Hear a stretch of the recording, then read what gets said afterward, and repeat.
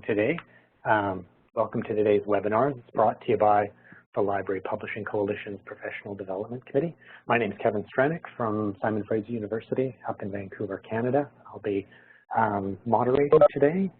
We're so fortunate to have three outstanding speakers here to discuss their experiences with open access presses. We're going to start off with Charles Watkinson from the University of Michigan Press and Michigan Publishing, who will then be followed by Megan Hall from Athabasca University Press, and then finally Marguerite Avery from Amherst College Press and Lever Press. Before we begin, I just ask everybody if you could set your microphones on to mute, just to reduce any background noise. But do feel free to use that chat box that's down in the lower right corner to drop in any comments or questions you've got. You can certainly keep this interactive throughout the presentations. Once the presentations are over, though, you'll be welcome to turn on your microphones and you can ask us any questions at that point with your voice. So with that, why don't we get started? And Charles, we'll start it off with you. Kevin, thank you very much. Can you hear me okay? Perfectly.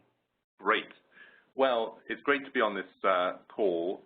What we decided to do in presenting, and this is Margie Avery's good idea, was to move from looking at a well-established press through a slightly newer press to a completely new press, just to look at the different approaches to open access that we're taking. So starting with the sort of the most established press, this would be University of Michigan Press.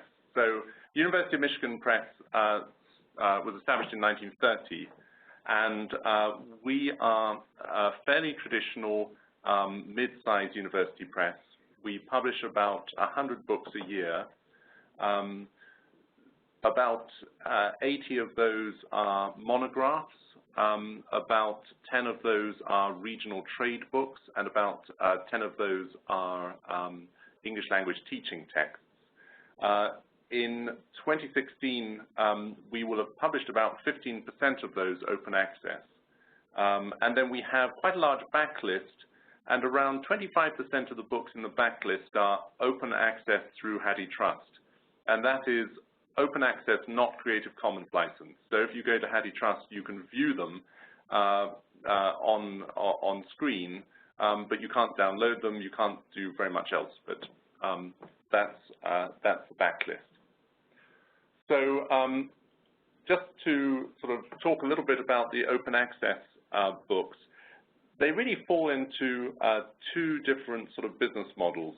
The first I'm calling freemium, although that term is used in a variety of ways. What it's meant to indicate here is that we have a model established for the imprint digital culture books, where basically you can view everything online in HTML and read that all for free on screen. But if you wanted to download those books, if you wanted to look at a portable version, certainly if you wanted a printed version, you'd have to pay. So it's kind of a suboptimal experience for a reader to have to read just on screen in HTML at the moment.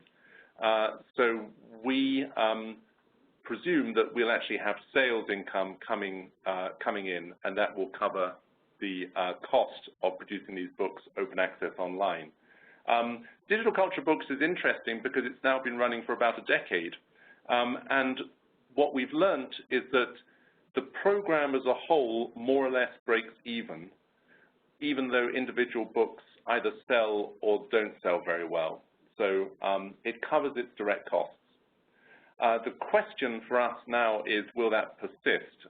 You know, as the reading experience online becomes better and as people move away from print a bit more, you know, maybe we just can't rely on that kind of sales income from print, especially going forward. The second type of open access book I'm calling third-party pays, and most of these books actually are knowledge unlatched titles. So we participated in the first and second rounds, and we had, in fact, 10 books in the second round of knowledge unlatched. Now, it says here HTML for free. Actually, only a few books, and none of the Knowledge Unlatched books, but books sponsored by other people appear in HTML. In the case of Knowledge Unlatched, these are PDFs made available through OARPN and through HathiTrust and through our own website, and then in other places where people choose to display those.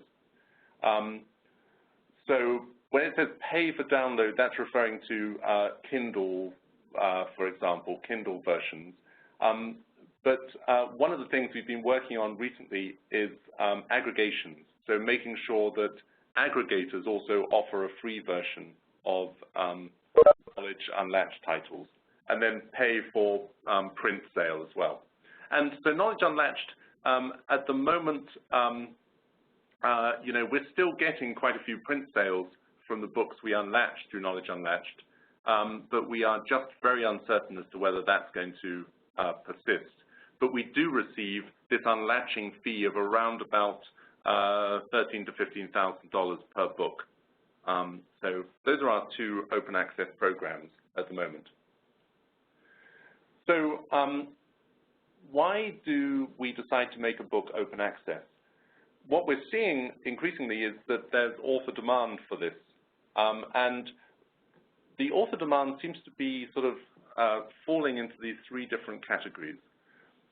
Authors are saying to us that sharing research and creative outputs openly for them may be philosophically right. That's certainly the attitude of some of our authors. The majority who are interested in open access are looking at extending impact for their work and getting more prestige and more readership. And we've sort of broken that down into various different kinds of motivation. Sometimes they are wanting to extend impact for a particular underserved population. So, for example, a group of readers in the global south who they're really targeting. Sometimes it's a public accountability sort of motivation. You know, we want to make our book available for taxpayer access if we've been funded by an NEH grant or something like that. And then this desire to target particular specialist public. So that could well be, and often is, a public policy audience, for example. And then the third reason we're seeing is just Catalyzes digital scholarship is part of being a good digital scholar, and we see that particularly with digital culture books, where it has this kind of digital humanities theme often. So just to illustrate those three sort of scenarios, this is an example of one of our digital culture books, and the author, one of the authors, Jack Doherty here, you know, he talks here about the most principled reason for academics to publish is to share ideas, and that's why we embrace the arguments that open access scholarship is important. Extending impact, really, you know, this is the most common. And here's a book about Cambodia on the left, Hybrid Justice. So here, the aim was to increase access to people who would be unable to afford the book, especially true of readers in Southeast Asia. And then on the right-hand side is an example where it's extending impact for public policy readers. So this is a book about campaign finance reform, and it was funded by the Hewlett Foundation, and the grant that went to making this open access was all about promoting civic engagement, informing citizens, and so this is the aim of this book, to reach a wider citizenry. And then finally, Catalyzing Digital Scholarship. This is a book also in the Digital Culture series where hypothesis is turned on. And here's an author who wants to make sure that this book can fully partake in this kind of networked digital space so that people can really interact with it. It can be a truly digital object. So I wanted to talk a little bit because Hilary and Kevin had asked each of us to talk about challenges. And here are 5 challenges that we're seeing as an open access press or partially open access press. So the first one, most obviously, is that there's a lack of money in the system to compensate us for making our books open access, for covering the costs, or at least contributing to the costs. This is familiar to us all. The graph is one that shows humanities R&D expenditure versus medicine, for example. Medicine at the top in blue, humanities are way at the bottom in red, almost a rounding error. And just a reminder of the Ithaca study on the full costs of publishing monographs. This is a book, Passionate Amateurs is a book in Knowledge Unlatched, and it's a fairly straight text book, i.e. textual materials, no illustrations, not particularly long, and we calculated that it cost us $18,000 to produce. And I know that figure is often greeted with incredulity, and of course we know that we can do things more cheaply because at Michigan we have Michigan Publishing Services and are a member of the Library Publishing Coalition. But it's a very different kind of project to create one of these books through a university press, where there's a very, very heavy cost associated with the acquisitions editorial function. But anyhow, so it's expensive to produce these books. There's a lack of funding to make them open access. Difficult to discover open access materials. This is a big issue that we're working on at the moment, that I'll show you in a moment. This is a screenshot of the OASIS system from Coots that University of Michigan Library uses. So this is an open, this is a Knowledge Unlatched first round book. So it was unlatched in 2014. But this is what a library wanting to acquire the book sees on their OASIS screen, i.e. they see only the versions for sale. They will not see through here that a free version is available and has been available for the last 2 to 3 years. So this issue of just hard to get these books into the information supply chain, that's a major challenge. Tough to demonstrate use and impact. So Passionate Amateurs, you know, this was initially a closed access book until it was unlatched. And at the time it was a closed access book, we already had been placing it in the various places that as a press we put our ebooks. And so through all of these sources, we would have been getting usage stats of varying degrees of quality and extent, usually not very much. And our challenge has always been as a press to aggregate those and kind of make sense of those. So it's already a problem with all of our closed access for fee books. Now, when Knowledge Unlatched happened, and this book was made available openly, the book then suddenly went to Haddie Trust, into ARPAN, into Unglueit, onto Internet Archive. So now we have a whole lot of other sources from which we need to gather usage information. And then, of course, it's a Creative Commons licensed book. So then it gets picked up by the author and put into academia.edu, ResearchGate, and into the institutional repository. And in this case, the author was at Queen Mary's College in London. So it just becomes very, very hard to actually measure the impact of an open access book.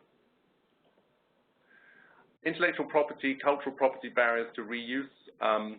You know, this is familiar to all of us, I think. You know, the issue of third-party permissions, they become a lot more difficult in the open access environment because it's very, very hard to explain often to a rights grantor that you're going to produce an unlimited number of copies of this book at the time when they have policies all geared around what's your print run, for example. So this is a big issue that we've faced. And lastly, preservation issues. I mean, this is where the line between open access and digital scholarship becomes a little bit blurred. This is a problem that faces us for all our ebooks. And this is a page from the Haddie Trust display of this book, Passionate Amateurs. And just to zoom in, you can see that, you know, it's made available under a Creative Commons license, it's preserved in Haddie Trust. But what I wanted to focus on is the fact that what's preserved in Haddie Trust is images of the pages. So if you ever wanted to create a kind of a new version of this book, if you wanted to reuse parts of it, you're not having access here to the EPUB file. You're not having access to the original application files. Preservation of those original files is not taking place. So there are definitely preservation issues. Okay, so 5 responses. So taking those challenges one by one, here are some things that we're doing at Michigan along with colleagues to try and engage with those challenges. So the first one is around this challenge of funding, and many of you will be familiar with the first Monograph project, which AAU and ARL announced back in 2014. And you may remember the white paper from Raim Crow, which was sort of analyzing what it would mean if we flipped the system for paying for books so that the institution of which an author was member, so the parent institution of the author, was the one that paid for the full cost of producing a book in return for an open access version. So that project has gradually ground on over the last few years, and it looks like it may actually come up with some kind of initial funding round next year. So at the moment, 12 institutions have said they're interested in doing this. They are, in theory, going to commit money to fund books by their faculty, probably 5 to 10 books a year, something like that, a fairly small number.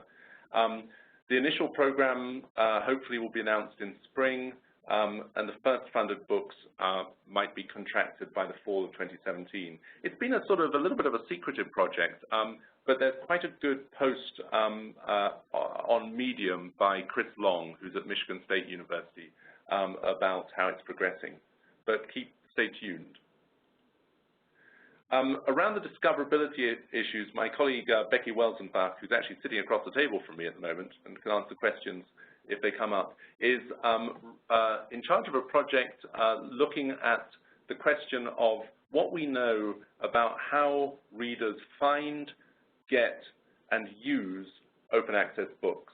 So this is really to inform how we can improve the information supply chain for open access books. There's a link here on this slide, and I know there'll be a recording to the proposal from that we submitted to the Mellon Foundation for this project. One thing that you might find particularly interesting is we've developed, along with Eric Hellman at the Free eBook Foundation, a little questionnaire that appears, can be accessed from a link at the front of our open access books. We're also working with open book publishers, and if you go to an open book publisher's book and click to read, you'll see the link now appearing. And so that's just a link to a questionnaire where a reader can fill out some information about how they found the book, how they feel about it, how they're using it. It's quite an interesting tool. It is open source, and this project includes releasing more documentation about how to use that tool in your own open access books. So that might be interesting. I just wanted to include this little first response from one of the users of one of the books. The open access mission is effing awesome. Thank you for providing this downloadable PDF. Anyhow, so it's nice to get positive feedback. Don't know how helpful that was, but it's nice. Just around usage and impact. So, when one releases an open access book under a Creative Commons license, I think one has to get used to the fact that you're going to lose track of what happens to it. It's just unrealistic to think you could always gather information from enough places to really understand usage and impact. So we're very interested in using Altmetric for books at the moment, and we've put this on all our University of Michigan Press books. And these donuts are definitely giving us a sense of how users are sort of engaging with these books on the open web. And as Altmetric keeps indexing more and more sort of sources like policy documents, etc., this is becoming a more and more useful tool. I mean, there are alternatives, the Plum products and some open source products. Altmetric is not cheap, but we like it. So the altmetric.com product is one that we're hoping to continue to use. Just around the IP issues, intellectual property issues around open access, books.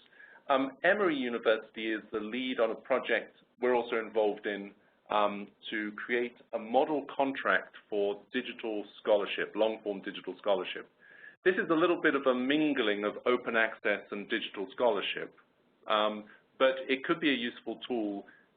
Stay tuned to this website over the next few weeks. There will be an announcement from Lisa Macklin when it's live, but we'll be putting up there a pretty robust draft contract for use for long-form digital scholarship for community reaction. So we'll be looking for reaction to this document from all of you all the way through January 13th, 2017.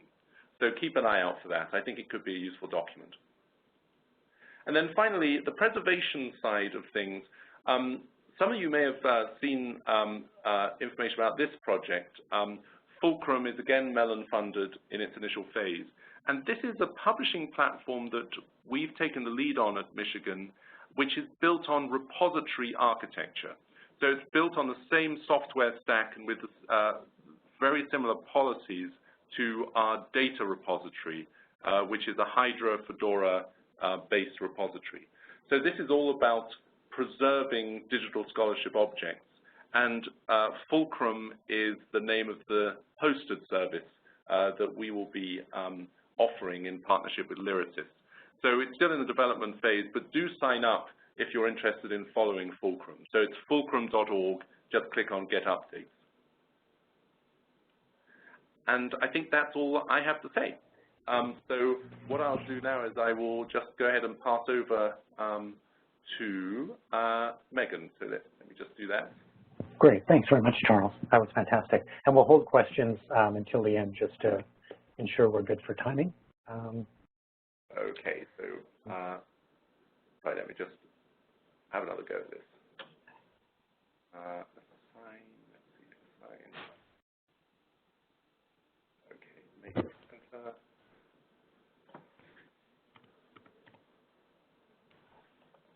Kevin said the very rash thing that, oh, wow, everything's working. It works perfectly in the run-through. Oh, I have been made the presenter, so it's working. Hooray! We did it. Excellent. Over to you, Megan. Okay, great. Let me just open the right screen here for you. Okay, so I will be speaking on behalf of Athabasca University Press, which was an open access publisher established in 2007, so we're just about to reach our 10th anniversary. I'm currently the acting director and the marketing and production coordinator, so I'm holding a couple of hats right now, just piling them on top of my head for the moment. But I thought I would start with an overview of our program. So we are a university press that's working in the Canadian community, and there are currently 17 university presses in Canada, and I've just provided a list there. The ones that I've bolded there for you are those that have currently some form of an open access initiative that they're working on. Now there are other presses within that may have done 1 or 2 projects in open access, but the ones that I've highlighted there are those that are currently pursuing it in some depth in their program, so a sort of continued commitment to open access. But I must say, when we first began in Canada, we were the first. So founded in 2007, we published our first books in 2008 and started hosting our own journals under our imprint about the same time. Now, some of the journals had been hosted by Athabasca University in the library here prior to the formation of the press, but then they moved over to the press. We like to say that we were born digital, and one of the reasons that I think that's key is that we don't have prior experience in publishing as a press before we became an open access press, which is to say that we don't have statistics about the way our program has changed or how the impact or value of our program has changed in comparison to our previous years.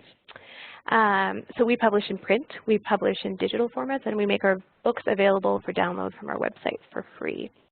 So those are PDFs that are made available. I think it's interesting to always ask the question, why open access? And for each institution, I believe that this answer is going to vary.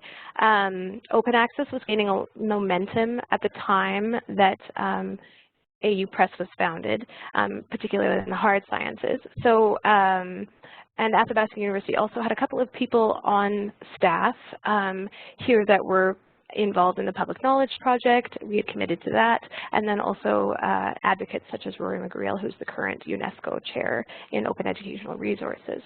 So there was a natural fit between an open access mandate through AU Press and the Athabasca University mandate. Just a little background about Athabasca University. It's an open and online university, and these are the 4 concepts to which it is committed: accessibility, flexibility, affordability, adaptability. So I could spell it out more clearly for you, but I'm certain you'll understand the natural alignment between those values and the values of open access. Just as Charles was mentioning, open access is very much an ideological or a philosophical standpoint. So it's not particularly a business model, at least it's not as of yet. There seem to be so many business models, different ways of supporting an open access initiative. So what I have here is it's an ideology, not a business model, but it's also a business. And the elements of how we do this, how are you going to accomplish open access for a monograph or a journal publishing program? These are questions that each of us have to answer basically by institution or by press, depending on the kinds of support we receive. So as Charles mentioned, the format for which they disseminate their open access titles is slightly different than ours. And so that's why I always say that we need to define open access for ourselves. As Wikipedia says, open access refers to online research outputs that are free of all restrictions on access and free of many restrictions on use. But then it goes on to say, what about Libre OA, Gratis OA, CC BY ND, CC BY SA? Clearly there are different expectations for open access material. So at AU Press, we define it as books for $0 with less restrictive reuse rights than traditional copyright generally affords. So we like to keep the issue of access in mind when we set the prices for our print and digital formats that we also sell. Here I've just grabbed a screenshot off our website of what it generally looks like at AU Press. When we publish a book, you'll see that these blue buttons here are order paperback and order ebook. So we do sell both of those formats. And then below, although it's a little fuzzy, download the entire book or download each portion. So we'd like to split up the books into multiple portions to be able, so that those with slow internet connections or expensive download costs can download just what they need. So the idea for the funding model for Athabasca University Press was the 1% solution. This is, Charles kind of touched on this, but Fritz, who was the former president of Athabasca University, went around for a couple of years discussing this particular issue, which is to say if 1% of the university's total operating budget was dedicated to the dissemination of research, then we would stop asking the end user to pay for the product. So we're switching the burden of support for dissemination to academic institutions. And I think probably library publishers are also motivated by some of the same principles. I don't actually know if this is Fritz's original idea, but I certainly know that it contributed to the principles on which Athabasca University Press operates. And this is where we get into support. Support is absolutely key to an open access press if it is to operate in a similar fashion as AU Press, because organizationally we receive a good proportion of our support from our home institution. Now in Canada there are multiple other national and provincial funds that are available to us. They have some very strict requirements, and many of them stipulate print sales as a mode of delivery alongside digital products. So we certainly couldn't just continue to receive that funding if we did away with our print program. We also receive revenue from our print and digital sales, and we are connected to a network of worldwide distributors through our Canadian distributor, who is UBC Press. So we just kind of hopped onto their agreements with the worldwide network that they're connected to. In terms of title support, we get support through the Canadian Program for Federation for the Humanities and Social Sciences awards monies to particular titles, but there are eligibility criteria. Then there is the Canada Council for the Arts, which has an emerging publisher fund that we receive currently for literary titles. And then I would say the bulk of an open access press's work, if you're not subsidizing these through some other format, is aggressively pursuing any other possibility for funding, would be that a bulk sale, a bursary, an author's home institution, the Social Sciences for Humanities Research Council project grants, which are a national council here at the press. Pardon me, it just bumped me to the beginning. So there are many, that takes up quite a bit of our time and our energy. So our publishing program here is 15 to 18 books in the Monograph program per year. We assign copyright to the author and then protect the work with a CC BY ND NC, which is the non-derivative, non-commercial international license. We have scholarly monographs in primarily the social sciences and humanities, but we also dabble in literary series, or literary titles in two series, Our Lives, which is a biographical sort of founded series, and then Mingling Voices, which is fiction and poetry. And we're also dabbling a little in introductory course texts through a particular funding that was available to us because, of course, as an online institution, AU offers all sorts of courses in the written format. There was the opportunity to refine some of that and produce those courses in a text that would be a low-cost and open resource. So linking up with some of the interest in open educational resources that is out there. And then we also have a journal publishing program, which includes one biannual print journal and other journals hosted by us in the open journal system. And then, of course, website publications, which are sort of database style, thus far at least. That's predominantly what the format they take. And those require maintenance and updating. But other than that, not very much in the way of support. I would say that our process in terms of publishing reflects our values, which is that we compete against university presses that are working in the traditional model. So we have to have a program that mirrors theirs, that can compete with theirs, because as Charles was discussing, much of that, or some portion of that money that is allotted to each title comes from acquisitions, which is dependent on reputation and reach. So if, as an open access publisher, we can't offer authors and their institutions with the same amount of exposure and value, then as a traditional press, you can bet they'll go there instead of with us. So we have to compete within that environment for authors and titles.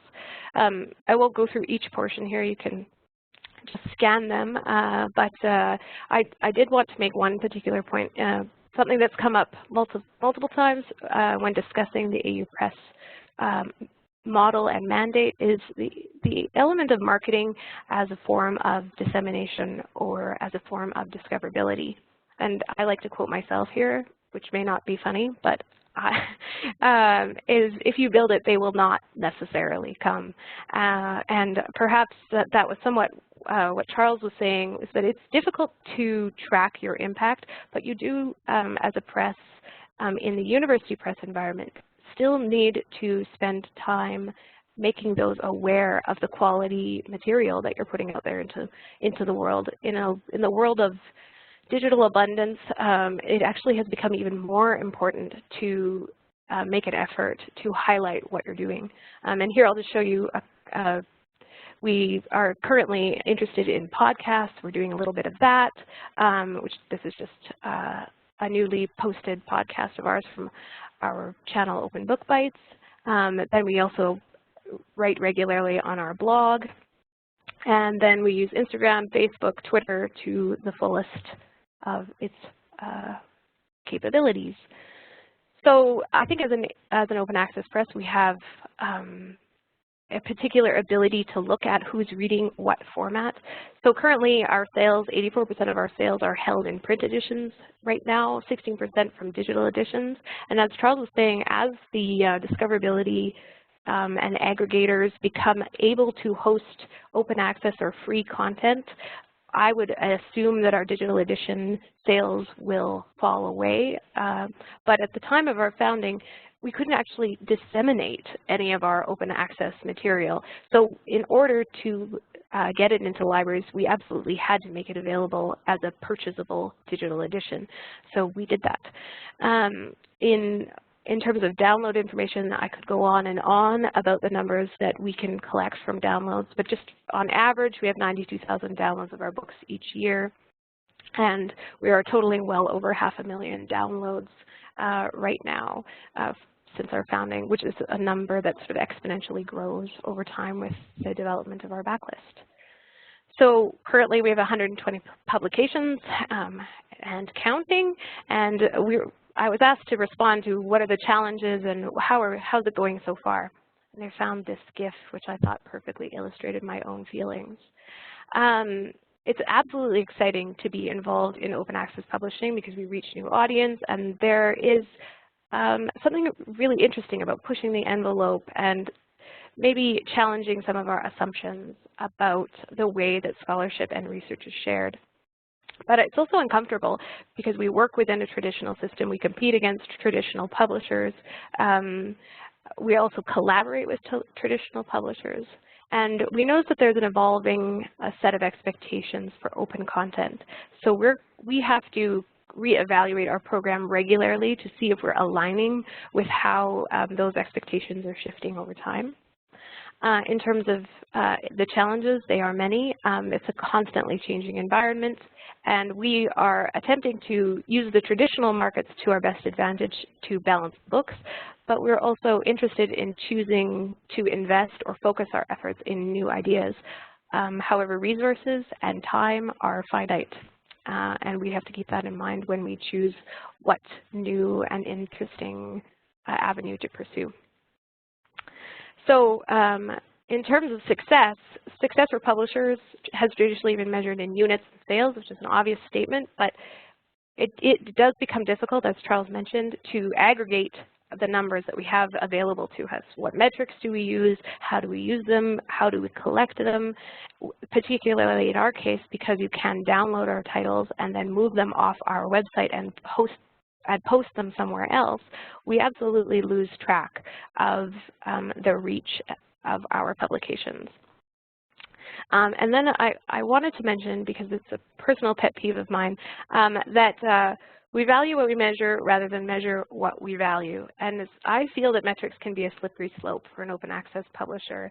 And in my own experience, we must proceed with caution when we attempt to apply metrics as the sole measure of the impact of what university presses do. Just because so many numbers are available to an open access publisher doesn't mean that it should be the only way we account for our value. So what does the future hold? My own feeling is that possibilities are endless, but the challenges are many. So I just jotted down a few here. I've noticed that there's an increasing understanding of open access and what it means to publish in open access. Here in Canada, several funding agencies are now stipulating or quote-unquote encouraging grant recipients to publish in open access. And we ourselves are getting a reputation, which is giving us access to different kinds of authors and readers, whereas I think when we were first founded, it was difficult to say whether authors might have been frightened away by an open access, a new open access publisher. So that having been established now for 10 years, we have different access to scholars. And then the challenges are the pressure to open up our Creative Commons license to allow for more derivatives. This is certainly something that comes from our own institution's interest in open educational resources and that movement.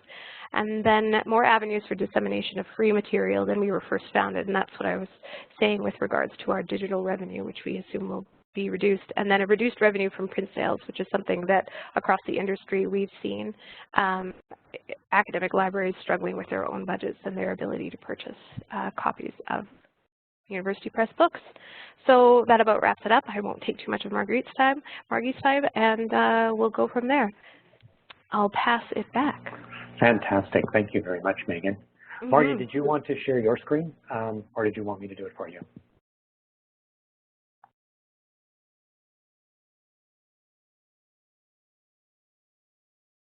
You're still on mute, Margie.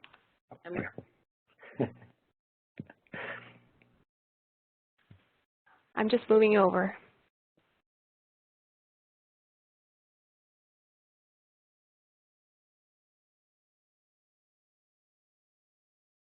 Perfect.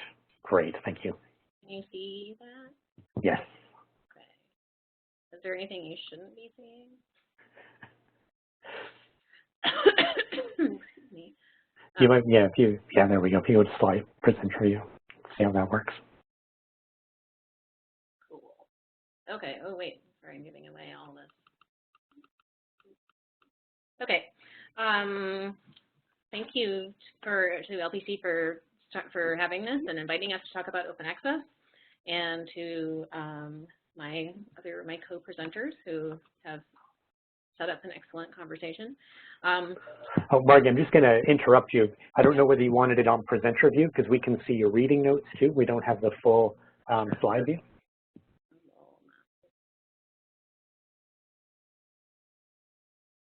All right. How's that? And now we're just seeing your desktop. You can see my desktop? Yeah, that's all we're seeing. We don't see the slideshow. Okay, good. Okay. Okay. So yeah. So no, sorry, we're not seeing your presentation. I lost track of my introduction. Let's see. So okay. So we've Charles has presented the established press moving into open access. We have the Athabasca Press, which is a newer initiative and seems to be upholding, walking the university press path as well as, but in a very new way. And so then we have Amherst College Press. So Margie, I'm going to just let you know we're not seeing your PowerPoint. You're not seeing it? No.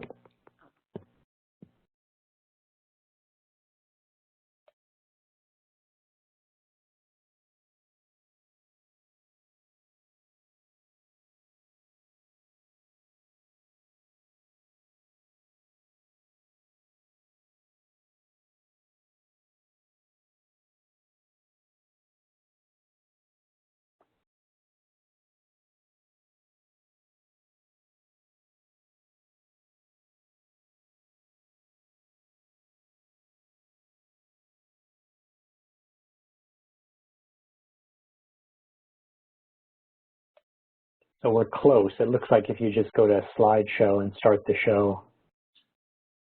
There, perfect. Awesome. I have two screens, and I think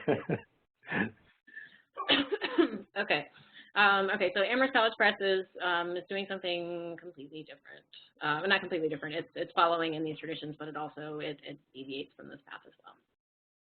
So, okay, so where did Amherst College Press come from? It was started by Amherst College librarian Bryn Geffert, who has been a frequent contributor to Against the Grain publication, speaks at Charleston. Recently wrote a very interesting article about why piracy rather is piracy is necessary. So Bryn's definitely on the edge of I don't want to say he's radical, but he's very progressive in his thought. And this is an idea that had been nurtured by the Oberlin Group, which is the group of liberal arts college libraries. That is undetermined as to how one is in the Oberlin Group, but it's a prestigious group nonetheless. So this project was approved by the Board of Trustees in 2012, 2013. Mark Eddington, my boss and director, was hired about a year later, and then Amherst College Press started up in 2014. So you all are probably asking, do we really need another publisher? There's so many publishers. Do we need another one? Yes, we do. So why do we need another publisher? So from the library perspective, as well as from the publishing perspective, I would say scholarly communications ecosystem is a broken system. So let's look at that for a minute. So within the scholarly communications ecosystem, we have the university, we have the academic libraries, we have the scholarly publishers, and we have the scholars and the researchers. So here's our scholarly communication chain simplified. So if we start at the research stage, we're going down to the work of the author, which goes through peer review, which goes to, the work is revised and proofed, but then goes to the publication state. It goes to the publisher to be published. The publication itself comes out. The library takes it for preservation, and it circulates. And then the work starts over again when someone reads it and cites it. So these are many steps that worked very well in an old system and now are not working. And all of this, of course, is to lead us up to why open access, why is Megan referred to this as an ideology, and I see it definitely as it is a state of mind as well as I would say, a social movement. So this is setting this, how are we down here? Okay, so within our scholarly communication chain, we have, these are roughly our publication steps. So initially these, as we all know, went from the research, we're writing it up, maybe presenting it at a conference, maybe it's a journal article, maybe it's a book, and then we have published reviews of work. All of this went very well for hundreds of years, and for centuries this worked very well. There is an established system, reputations were built upon the system. This is an important thing to think of, an important part of this narrative. Universities started their presses. These became ranked. These, in turn, influenced tenure and promotion. It all worked very well. Presses were able to charge for their publications, so you could charge for knowledge in a way that worked very well. So what happened? Okay, oh, sorry, the slide is in the wrong order. So now we find ourselves with what we're supposed to be seeing is this. This is very simplified, of course, but I think when we move into the digital space, all of the traditional distribution patterns and channels have become messed up. So if we look at our scholarly communication ecosystem 2.0, there's different facets to this. We have social media channels, we have digital repositories, and we have media. And these are actually very important contributions to this. I think in the traditional press world, we think of there is a difference, there is a solid line between the publishing of a book and the marketing of a book. And I think as scholars are moving forward into the digital space, that is collapsing.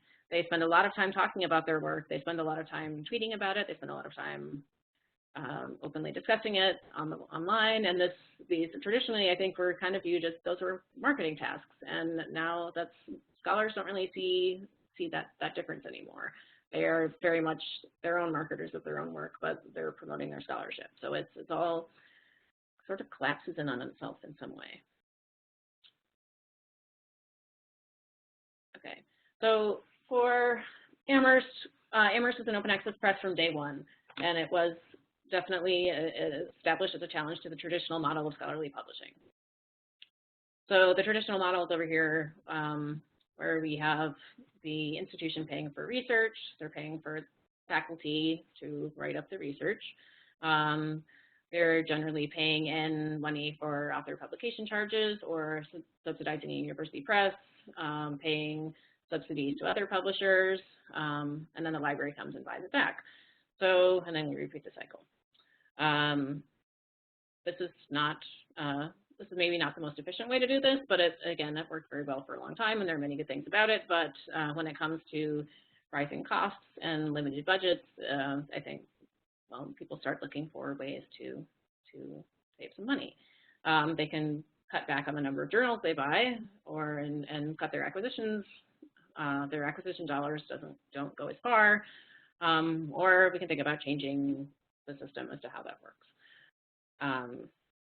So the idea that has been floated about, and it's been discussed for numerous people have had this idea of absorbing the publication costs as an operating expense up front, and then making this content free for everyone to read. So this is the proposed solution for where we're going. Of course, there's a huge gap in between for how do we get there. Some of the programs that Charles talked about are very much bridge way stations in between these steps. Knowledge Unlatched, for instance, does much of this work although it still is reifying the traditional publishing model as it's paying the publisher for that work. But it's getting us a lot further than most things have. So Amherst is definitely a provocation in what it's doing. So we're experimenting with a new operating model. So as my boss Mark likes to talk about this, he likes to use the analogy of there's the model of the firm and the model of the commons. And I really didn't know what to represent the firm with, and then this Donald Trump seemed to work out. So the idea of the firm is you're doing a publication through a business enterprise, and it's dependent upon market forces for profit. This publication is owned as a product, and it's owned by the publisher. The content is not free to circulate, and the scholarship, therefore, maybe doesn't get cited if it doesn't circulate. Excuse me. So the commons model is a very different idea, obviously. So the institution, in this sense, pays for the publication up front. This is now the property of the commons, and anyone can use this. That is anyone with broadband internet access, which of course isn't everyone, but it's many. The content can circulate, it's free to circulate, and the scholarship is cited. So I have this little picture of Left Shark from a few Super Bowls ago. Maybe some of you remember, maybe you don't. But I like to say that scholarship is like a shark. It does, unless it's moving, it dies. It needs to keep going. Scholarship needs other scholarship to survive. It's as an endpoint, as a footnote, with nothing, if it never travels beyond that, it's a dead end. Scholarship that is most successful continues to be cited repeatedly. So the idea is with open access, more people will be able to find this research that sometimes never circulates the degree you would like. In the university press space, I acquired books for MIT Press for 10 years.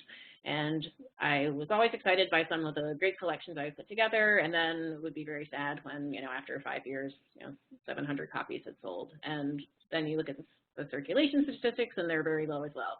But within these volumes, there's excellent scholarship, but this format really was not the best for it.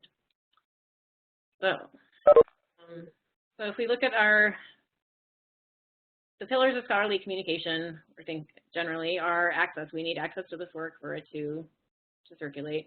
Attribution is incredibly important. If we don't know who's saying something, then it is not, it is not true. It is not a fact. We can't cite it. And authority. How do we know who we're listening to, and how do we know that this is the right person to say something? So what does open access do for this? So open access, focusing at this right now on authority issues, because we do have the attribution and the access pieces of this taken care of, but the authority issue is one that is a challenge for us here at Amherst right now as a new press. And this is something I think lots of library presses should think about as when they're thinking of starting a press is what are your objectives in starting a press? Are you trying to compete in the university press space?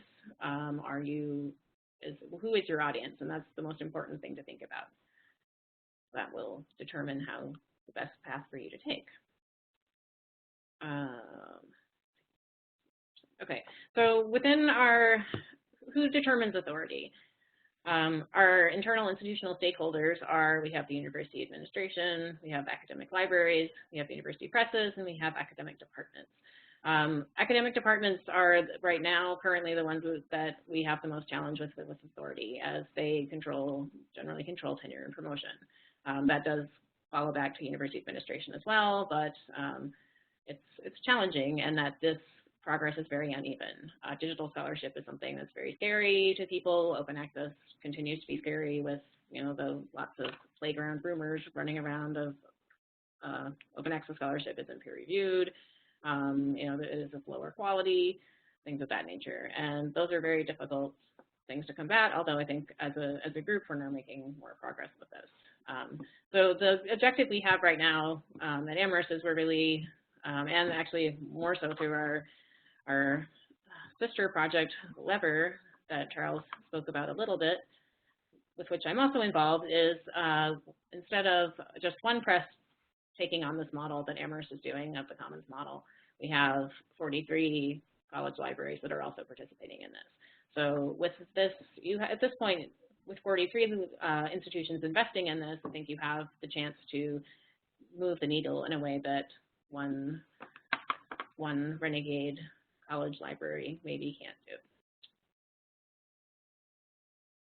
So the challenge right now is to establish an authoritative imprimatur while challenging the existing system authority. Can that be done? So what are we publishing? Right now we're publishing, we have short books on timely topics that are the advantage that we have, being very small and nimble and not kept in check by a traditional marketing cycle, is we can release things whenever we want. We don't have a catalog. So we're publishing, the things we're working on right now are sort of think pieces that are on important topics that are circulating in the news. And unfortunately, our book didn't seem to work. So what's in the pipeline? A lot of the things that we think about are ones that, or at least the projects I think about are ones that I had a challenge publishing in traditional space, where I actually needed to make, the work needed to pay for itself financially. And the model just wasn't really cut out to support the work, like the aforementioned edited volumes. Shorter works are also challenging in that they still need to, most of the work involved is still the work involved for a larger book, but it's smaller, and people don't necessarily think that they should pay that much for it. And then we're experimenting with digital exhibition catalogs from college museums that tend to fly below the radar of the larger art distribution publishers. So those are the misfits, perhaps, of the publishing world.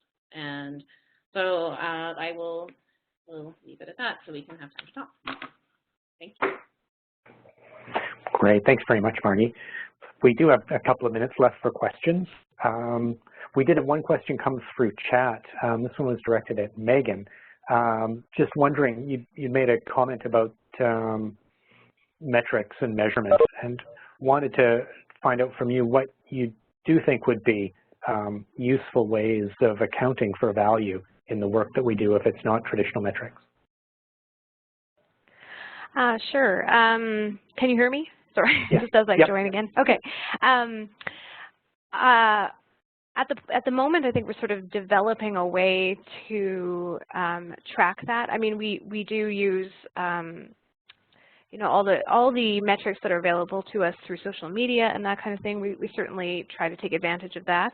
And then we do track our downloads, obviously. But it's come to, after 10 years, it was difficult to sort of gather statistics on our first couple of books because we didn't really know what to compare it to. So now that we have sort of a backlist that spans over some time, we are investigating citations and see if some of those claims about citations and reach apply to our books. As of this moment, we don't really have a sense of that, and I think it will be a question that certainly Athabasca University will ask of its press over the next couple of years. Great, thank you. Thank you. Charles, in the chat, there's a question from Kevin for you, if you're able to see that, on the campaign finance book.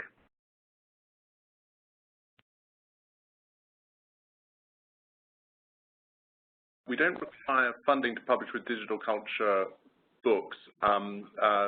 We do sometimes ask for subventions, but we do that probably as standard across a lot of our books now, but not full funding. The digital culture books is on a freemium model. The campaign finance book was not a digital culture book. It was actually in our regular University of Michigan Press, one of our political science series. And in that case, it was actually funding that came with the author from the Hewlett Foundation. The Hewlett Foundation had sponsored the research, and then they also wanted to sponsor making the book open access. Great, thank you. Other questions from folks? Either you can type it in the chat, or if you wanted to unmute.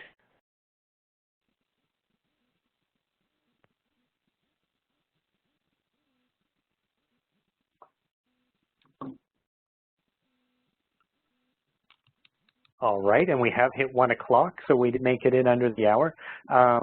let me thank again our three speakers. Fantastic panel. Learned a lot. I've got pages and pages of notes that I've taken, but this is also, of course, recorded. So please do, review that recording again and share that recording around with your colleagues who couldn't make it today. Let them know. But again, please join me in thanking our speakers. Much appreciated. Thank you so much.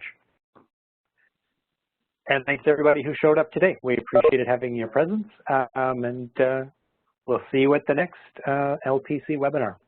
Bye now.